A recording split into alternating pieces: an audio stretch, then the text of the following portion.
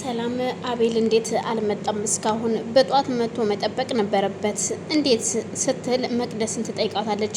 መቅደስ ግን እኔ እንጃ አልነበርኩኝም፣ ያው እንደምታየው ከአንቺ ጋር አይደል ያለሁትኝ ስትላት፣ አንቺማ በጧት አብረን እንሄዳለን ስልሽ እሺ ብለሽ ሲያበቃ የት እንደሄድሽ እኔ ታውቃለሁ?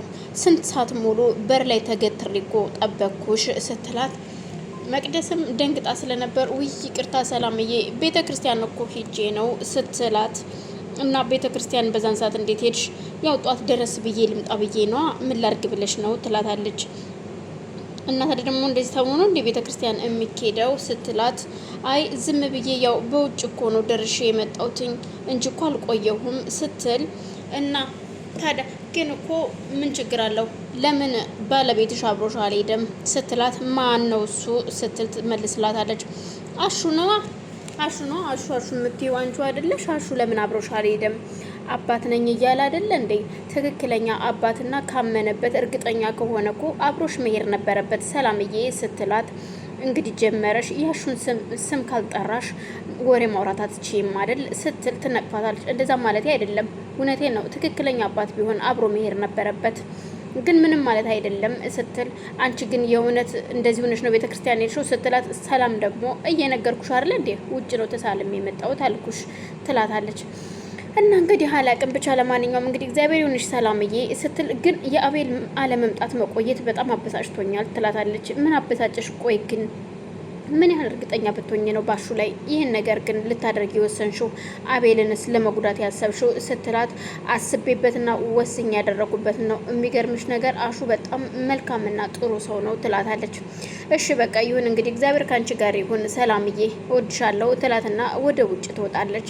በዛን መሀል ነበረ አሹ ከውጭ ወደ ቤት ሲመጣ እሷ በር ላይ ምን ለነገር በነገር ልጠብሽ ነው አረለ እዚህ በር ላይ የተንጎባለሽ ያገኝ የጠበቅሽኝ ሲላት፣ ጀመርክ ደግሞ ግን አንተ ቆይ ምን ብትላት ይሆን ሰላም አንተን ያመነችህና እርግጠኛ የሆነችብህ ስትለው፣ እሱም የተለመደውን የፌሳቁን እየሳቀ እኔ ማን መሰልኩሽ አሹ እኮ ነኝ ታውቂያለሽ፣ ይኸውልሽ ይልቁንስ አስቢበትና እኔና አንቺ አብረን ብንሆን መልካም ነው ገባሽ?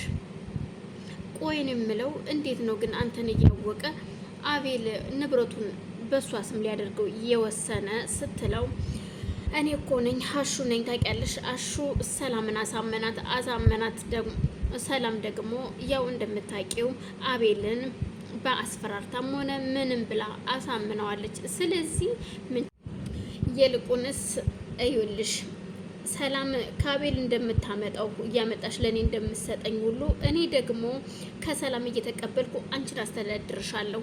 ስለዚህ እኔ እና አንቺ አብረን መሆን አለብን ይላታል። አንተ ግን ምን አይነት አረመኔና እርኩስ ነህ? አንተ የሰው ፍጡር አይደለህም። ቆይ ግን እኔ እኮ ምን ነው እንደዚህ ያው ቤቱ በስሜ ከሆነም እዚህ ቤት ማትወጭ ስለሆነ እዚሁ ስለምትቀመጭ፣ ስለዚህ እንደውም በስበቡ እኔ እና አንቺ አብረን ብንሆን አይሻልም? እንደውም እኔ እኮ ሰላምን አልወዳትም ንብረቷን፣ ገንዘቧን እና ያው አቤልን መበቀል ስለፈለኩኝ ነው እንጂ ሰላም ምንም የሚወደድ ነገር የላትም ይላታል። በዛን ሰዓት መቅደስም ሰላምንም ባናግራት መፍትሄ አላገኘችልኝ። ምክንያቱም እሷም አሹን ነው የምትለው፣ እሱ ደግሞ ስለ እሷ እንደዚህ ነው የሚያወራው፣ ምንጉር ነው ስትል መቅደስ ብቻዋን እያወራች መልሽልኛ፣ ትስማሚያለሽ አትስማሚም ሲላት፣ ከአንዳንድ አይነት አውሬ ጋር ማን ይኖራል?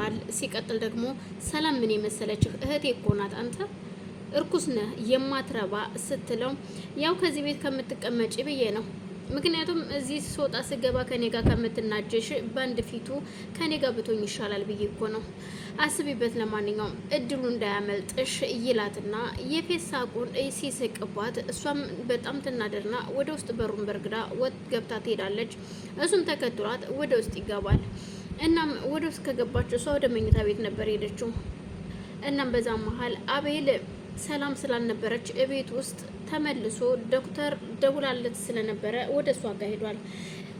እናም ሁለቱ ከአንድ ላይ ተገናኝተው ሻይ ቡና እያሉ ቤተሰቦቹ እሷ ጋር እንዳረፉ ስትነግረው ደስ በሚል ፈገግታ እየተጫወተ አቤል ግን አንድ ነገር ልንገርህ፣ የወሰንከው ውሳኔ አግባብ አይደለም ስትል ትነግረዋለች። ምን ላርግ ብለሽ ነው? የምኖርለት የለኝ፣ ለማን ብዬ እኖራለሁ?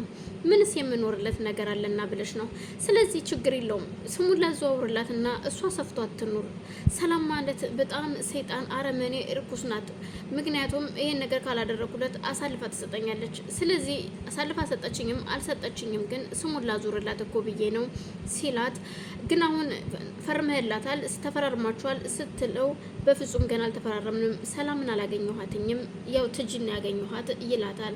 ስለዚህ እንዳትቸኩል፣ ቸኩለህ ምንም አይነት ውሳኔ እንዳትወስን ስትለው፣ ማለት ነገሮች ሁሉ ይጣሩና ነገሮች ይስተካከላሉ፣ ስለዚህ እንዳትቸኩል ስትለው፣ አሁን ደግሞ ወደ ቤት እንሄዳለን፣ እናትህን ማግኘት አለብህ ትለዋለች። ማዘር ደግሞ ከዛው ከዶክተር ቤት ነበረችና እየጠበቀች እስቄልን ቁርስ አልበላችም። እርቧታል። ደጅ ደጁን ታያለች። ልጅ የምን ሆኖ ነው ስትል በር ላይ ቁማ እየጠበቀችው ነው። በዛ አጋጣሚ እስቄልም ያው ከዶክተሯ ጋራ ስለ አቤል እያወራ ስለቆየ ቶሎ አልሄድም። በአጋጣሚ ሲሄድላት ልጅ ምን ሆነ ነው እስካሁን የቆየኸው?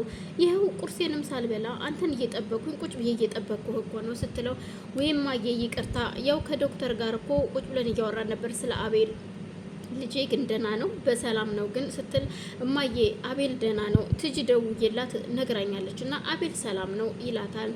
እሺ ልጄ ሰላም ከሆነ ስትል፣ ምክንያቱም መቅደስ ለእስቄል ሁሉንም ነገር ነግረዋለች። ቤቱን በሰላም ስም ሊያዞርላት እንደሆነ ስለነገረችው ያ ነገር መስተካከል ስላለበት ከዶክተር ጋር እየተነጋገረ ነበር እስቄል እና ማምዬ ምንም ችግር የለውም አይዞሽ አታስቢ፣ አሁን ይመጣል ደግሞ ወደዚህ